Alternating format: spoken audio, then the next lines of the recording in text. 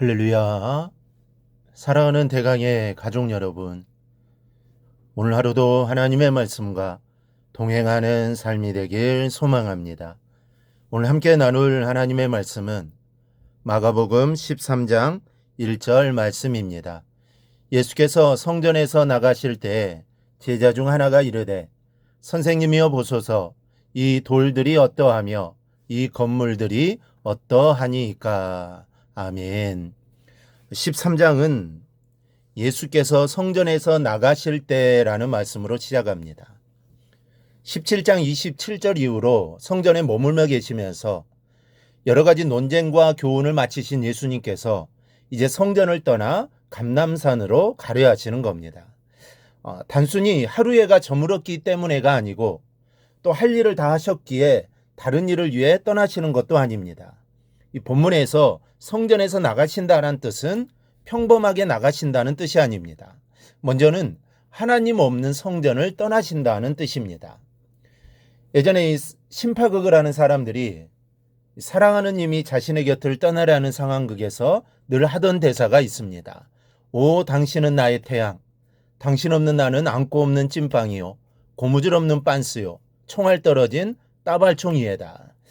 요즘에 이런 말조차 듣기 어렵지만 이 과거에는 개그나 개인기로 꽤나 많이 하던 내용입니다. 여러분, 고무줄 없는 팬티가 얼마나 불편한지 아십니까? 지금은 팬티 고무줄이 끊어져 입지 못하는 경우가 별로 없습니다.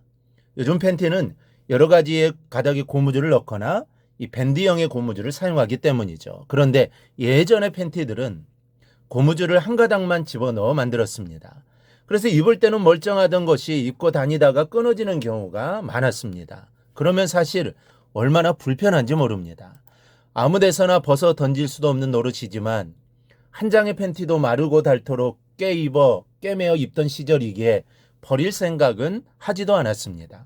고무줄 없는 팬티를 입고 다니는 불편함이란 가히 고문의 수준입니다. 여러분, 이런 말이 왜 나오는 겁니까? 어떤 물건이든 가장 중요한 핵심이 빠지면 재구시를 할 수 없다라는 말입니다. 팬티인 것은 분명하지만 고무줄이 끊어지면 팬티일 수 없다라는 뜻이죠. 총알 없는 총은 어떻습니까? 제 아무리 따발총이라고 해도 소용이 없습니다. 그렇다면 성전은 왜 성전입니까? 그리고 성전의 핵심은 무엇입니까? 성전은 하나님이 계시기에 성전입니다. 하나님께 계시지 않는 곳은 성전이라 할 수 없습니다. 그러기에 당연히 성전의 핵심은 하나님이고 우리 주 예수 그리스도이십니다. 그런데 당시의 성전은 하나님이 계시지 않았습니다. 사람은 박을 대고 그 안에서 거래되는 욕심과 술수와 기만과 거짓과 이선만이 가득할 뿐이었습니다. 그래서 하나님의 아들이신 예수님조차 알아보지 못했던 것이죠. 예수님이 이제 이런 형식과 이선으로 참신앙을 상실해버린 종교인들 때문에 그 본래의 의미를 잃어버린 성전으로부터 완전히 떠나고 계신 겁니다. 그리고 십자가를 통해 다시 세워진 성전이 교회입니다. 예루살렘에 유일하게 건축되었던 성전이 무너지고 곳곳에 예수님의 십자가로 교회가 세워진 겁니다. 그러나 교회도 하나님을 그 중심에 모시지 못하는 교회는 교회가 아닙니다.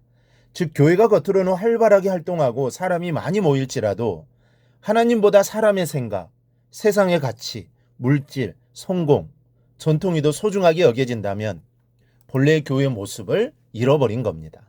그런 교회를 주님은 미련 없이 떠나신다는 사실을 기억해야 합니다. 이 말세 우리가 두려움으로 새겨두어야 할 사실인 겁니다.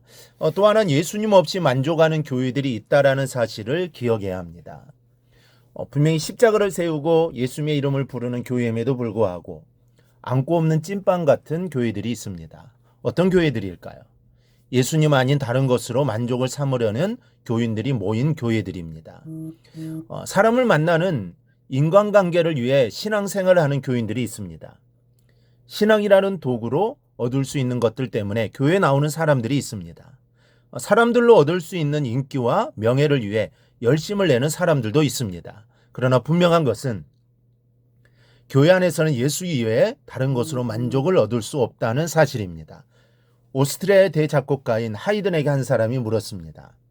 당신의 미사곡은 어떻게 사람들에게 그런 즐거움을 가져다 줍니까? 이 질문에 하이든은 이렇게 대답했습니다. 나는 하나님을 생각하는 것만으로도 말로 다 할 수 없는 즐거운 기분이 되기 때문입니다. 이 독일의 작곡가이며 음악교사인 첼터가 이 말을 괴테에게 전했습니다. 그러자 이 말을 들은 괴테의 뺨이 눈물로 젖었다고 합니다. 하이든은 하나님 안에 있음으로 만족했고 그 즐거움을 다른 이에게까지 전해줄 수 있었던 겁니다. 무슨 말입니까? 내가 하나님 안에서 그 한 분으로 만족할 수 있을 때 내가 만족할 수 있고 또 다른 사람을 만족시킬 수 있는 사람이 될 수 있다라는 말입니다.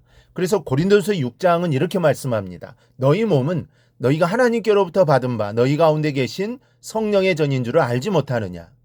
너희가 너희 자신의 것이 아니라 값으로 산 것이 되었으니 그런즉 너희 몸으로 하나님께 영광을 돌리라. 여러분, 내가 하나님의 성전입니다. 하박국 선지자처럼 내 마음으로 하나님 한 분으로 만족하게 하고 하나님께만 영광을 돌리는 삶을 꼭 살아가기를 바랍니다. 이 복된 삶이 바로 여러분의 것이 되어지기를 주님의 이름으로 축원합니다. 오늘 묵상한 말씀을 굳게 잡고 삶으로 실천하며 살아내는 대강의 모든 성도들이 되기를 축복합니다.